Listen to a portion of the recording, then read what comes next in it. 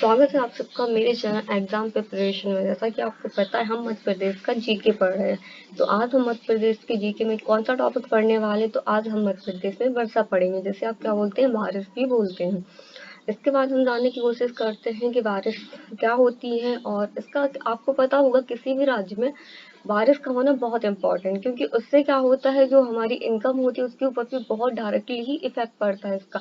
जैसे कि आप बोल सकते हैं किसानों की आय में अगर बारिश नहीं होगी तो खेत में कुछ होगा नहीं, तो उनकी सबसे ज्यादा किसकी आय प्रभावित होती है, किसानों की ही होती है। अगर आपसे पूछा जाता है कि बारिश से किसकी आय को सबसे ज्यादा इफेक्ट पड़ता है, प्रभावित होती है, तो आपको क्या बताना है, किसानों की आय होती है। अब इसके बाद अगर आपसे पूछा जाता है कि मध्य प्रदेश में बारिश को कितनी भागों में बांटा गया, तो मध्य प्रदेश में जो बारिश है, बारिश को 3 भागों में बांटा गया। सबसे पहले हम स्टार्ट करते हैं कौन कौन से इसके क्षेत्र। पहले आपका जो क्षेत्र आता है वो आता है मध्य सब कम बारिश वाला क्षेत्र आता है। फिर इसके बाद आप औसत बारिश वाला क्षेत्र बोल सकते हैं, और थर्ड जो है आपका अधिक बारिश वाला क्षेत्र। मतलब सीधा है, एक तो आपका कम होगा बारिश, और सेकंड आपका औसत में आ जाएगा, मतलब एवरेज बारिश आप इसे बोल सकते हैं, एवरेज वर्षा होना। और थर्ड जो आ जाएगा आपका अधिक वर्षा वाला क्षेत्र आ जाएगा। अधिक वर्षा वाले क्षेत्र में तो हम जानने की कोशिश करते हैं कि कम वर्षा वाले क्षेत्र में जो यहाँ पे बारिश होती है कितनी सेंटीमीटर तक होती है। अगर आपसे पूछा जाता है कि कम वर्षा के क्षेत्र में कौन कौन से आपके जिले आएंगे, और कौन वहाँ की वर्षा का मतलब कितने सेंटीमीटर यहाँ पे वर्षा होती है, इस वजह से इसको कम बारिश का क्षेत्र भी बोल सकते हो।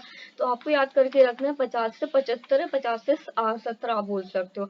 कम वर्षा वाले क्षेत्र में क्या आ जाएगा, 50 से 70 सेंटीमीटर की जहाँ पे वर्षा इससे कम वर्षा होती है, उसको क्या बोलते हैं, कम वर्षा का क्षेत्र बोलते हैं। अगर आप पूछे जाते हैं कि मध्य प्रदेश के ऐसे कौन कौन से जिला है जहाँ पे कम वर्षा का क्षेत्र है, या फिर जहाँ पे बारिश बहुत कम होती है, तो आपको क्या बताना है, भिंड आ जाएगा, ग्वालियर, भिंड, शिवपुरी आ जाएगा आपका, नीमच आ गया, नीमच के बाद मंदसौर हो गया, जैसा कि आपका झाबुआ, रतलाम, ये सारे कहाँ आ जाएगा, आपके कम बारिश के क्षेत्र में आ जाएंगे। अगर आपसे सॉरी जिले में आ जाएगा। अगर आपसे पूछा जाता है क्षेत्र, तो क्षेत्र में आपको क्या बताना, उत्तर पश्चिम का जो मध्य प्रदेश है, ठीक है। जैसे कि आपको पता है ग्वालियर, ग्वालियर शिवपुरी आपके कहाँ पे स्थित है, उत्तर में ही स्थित है ना। तो पूरा क्षेत्र अगर पूछा जाता है कौन से क्षेत्र में कम वर्षा होती है, तो आपको कौन सा क्षेत्र बताना है, तो आपको बताना है उत्तर पश्चिम क्षेत्र में कम वर्षा होती है। इसके बाद हम आते हैं औसत बारिश का क्षेत्र। तो और औसत बारिश के क्षेत्र में अगर आपसे पूछा जाता है कि कितनी वर्षा होती है, तो आपको क्या बताना है, यहाँ पे 75 से 100 सेंटीमीटर के बीच में जो बारिश होती है, इसको क्या बोला जाता है, एवरेज बारिश होती है,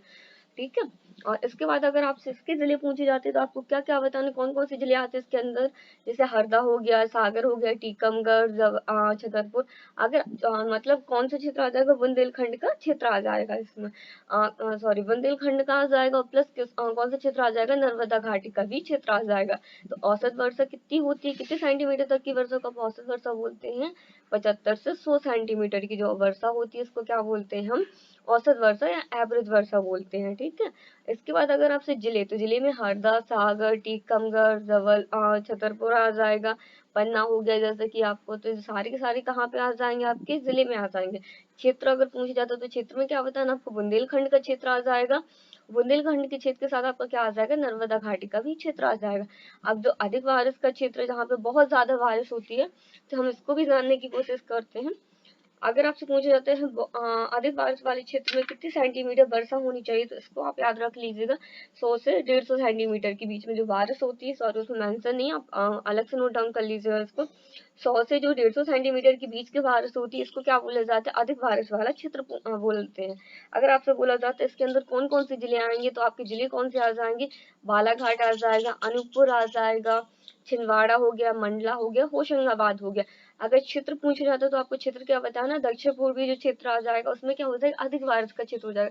जैसे कि आपको पता है सबसे ज्यादा बारिश मध्य प्रदेश में कहाँ होती है, बालाघाट और अनूपपुर, मंडला में होती है सबसे ज्यादा। अगर आपसे प्रथम जिला पूछा जाता है सबसे ज्यादा किस जिले में मध्य प्रदेश की बारिश होती है, तो कौन सा जिला आता है, बालाघाट आता है। बालाघाट में ही सबसे ज्यादा क्या होता है, चावल भी होता है। तो चावल कहाँ होता है, जहाँ पे बारिश बहुत ज्यादा हो, जहाँ पे पानी अधिक हो ना, तो बारिश कहाँ हो रही है सबसे ज्यादा, कहाँ, बालाघाट, अनूपपुर, मतलब दक्षिण पूर्वी मध्य प्रदेश के क्षेत्र में हो रही है, तो अब आपको इसमें क्या याद करके रखना है, 100 से 150 सेंटीमीटर के बीच जो बारिश होती है उसे क्या बोलते हैं, अधिक बारिश का क्षेत्र बोलते हैं। अब इसके बाद आप उसमें कुछ फैक्ट याद कर लीजिएगा। जैसे मध्य प्रदेश में सर्वाधिक बारिश का भी क्षेत्र पूछा जाता है। सर्वाधिक बारिश कौन से मानसून से होती है, तो किस मानसून से होती है, दक्षिण पश्चिम मानसून से होती है। सर्वाधिक वर्षा वाला जिला या बारिश वाला जिला कौन सा है, तो बालाघाट आ जाएगा आपका। सबसे कम बारिश वाला जिला भिंड आ जाएगा, ठीक है। इसके बाद हम जानते हैं सर्वाधिक बारिश वाला क्षेत्र। तो जैसा कि आपको क्षेत्र के बारे में पता है, क्या है, पचमढ़ी। पचमढ़ी में कितनी बारिश होती है, 199 सेंटीमीटर होती है। अगर आपसे पूछा जाता है बालाघाट में कितने सेंटीमीटर होती है, तो बालाघाट में आपकी 160 सेंटीमीटर वर्षा होती है, जो क्या होती है, वहां की एवरेज वर्षा मानी जाती है। अब इसके बाद अगर आपसे भिंड में भी पूछा जाता है कि वर्षा का भी आप क्षेत्र सेंटीमीटर बताइए, कितनी सेंटीमीटर वहां वर्षा होती है, तो आप भिंड में भी याद रख लीजिएगा 55 सेंटीमीटर जो होती है भिंड में होती है। अगर न्यूनतम वर्षा वाला स्थान पूछा जाता है, जैसे कि इसमें बहुत ज्यादा सर्वाधिक वर्षा वाला क्षेत्र कौन सा है आपका, पचमढ़ी, जहाँ पे कितनी होती है, 199 सेंटीमीटर होती है। इसके बाद न्यूनतम बारिश वाला क्षेत्र कौन सा है आपका, गोहट, जो कौन सा जिला है, भिंड जिले में ही आता है आपका गोहट। अगर आपसे पूछा जाता है यहाँ पे कितनी सेंटीमीटर वर्षा होती है, तो सॉरी इसमें वर्षा का पता नहीं, भिंड में आपकी कितनी सेंटीमीटर होती है, 55 सेंटीमीटर। तो वहाँ गोहट में इससे भी कम होगी, मतलब 50 सेंटीमीटर के समथिंग आप इसमें बोल सकते हो। हाँ, 50 सेंटीमीटर से कम वर्षा नहीं होगी, 50 सेंटीमीटर से कम वर्षा होगी, ठीक है। इसके बाद में पढ़ने की अगर आपसे पूछा तो मध्य प्रदेश की औसत वर्षा कितनी है, तो मध्य प्रदेश में औसत वर्षा कितनी होती है, 112 सेंटीमीटर होती है। इसके बाद हम इसमें बहुत ही इंपॉर्टेंट चीज पढ़ने वाली है, जैसे सम वर्षा होती है। सॉरी, यहाँ पे जो वर्षा है ना, इसमें जो वो सा आता है वो पता नहीं, इसमें सेटिंग खराब है, इस वजह से मुझे दूसरा सा लिखना पड़ता है, ठीक है। तो समवर्षा रेखा या आइसो, इसको ही आप क्या बोलते हैं, आइसो हाइट भी बोलते हैं।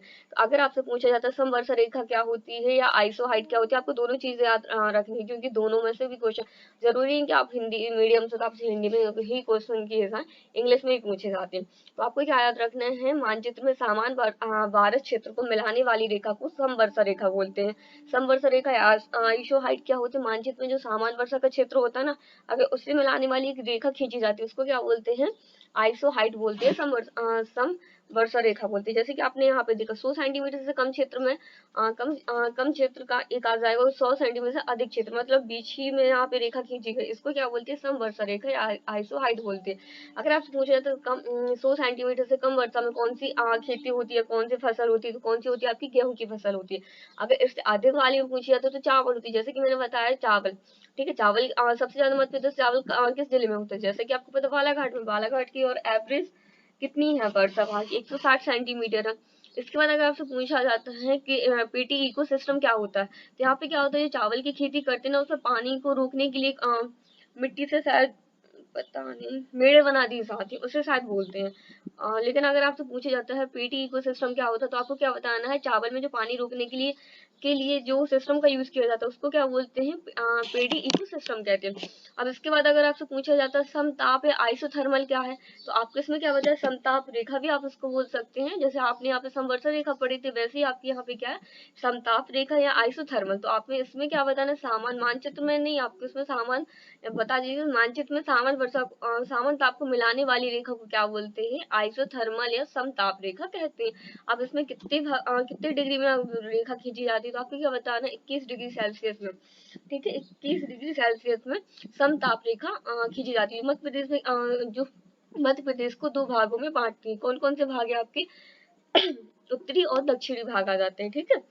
उत्तर और दक्षिण भाग को कौन सी रेखा बांटती है, तो आपको क्या बताना है, जैसे अगर आपसे पूछा जाए तो मध्य प्रदेश में ऐसी कौन सी रेखा है जो मध्य प्रदेश को दो भागों में, उत्तर और दक्षिण भाग में बांटती है, तो कौन सी रेखा है आपकी, कौन सी रेखा मानी जाती है आपकी, समताप रेखा है, ठीक है। इसके बाद है मध्य प्रदेश में, आप तापमान के बारे में कुछ फैक्ट है, आप इसको भी जान लीजिएगा।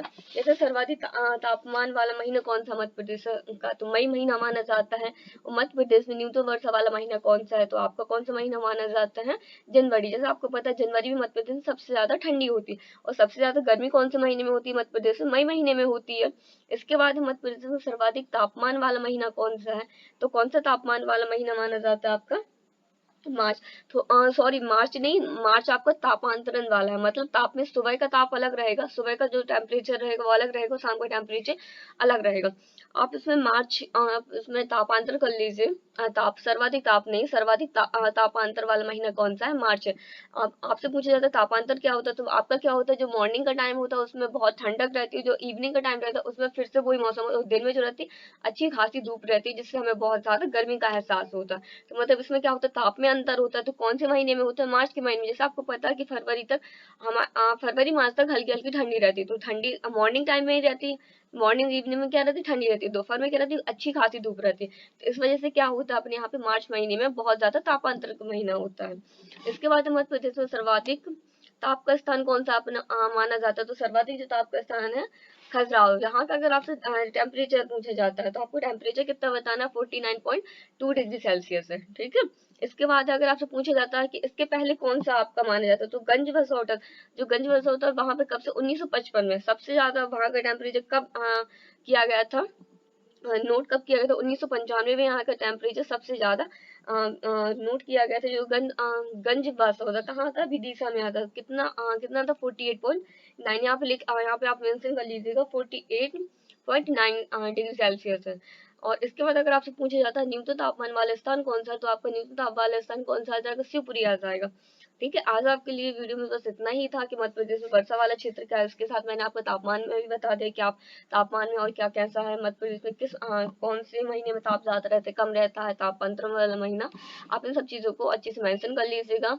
प्लीज आप मेरी वीडियो को ज्यादा से लाइक कीजिए, सब्सक्राइब कीजिए, अपने दोस्तों को मेरे चैनल के बारे में बताइएगा प्लीज। और मुझे बताएं मुझे किस टॉपिक के ऊपर ज्यादा से ज्यादा वीडियो बनानी चाहिए, मध्य प्रदेश के ऊपर ही या फिर अगर कोई सब्जेक्ट आप मुझसे पढ़ना चाहते हैं। और प्लीज आप मेरे दोस्तों को अपनी इस वीडियो को लिंक सेंड कीजिएगा। Thank you so much.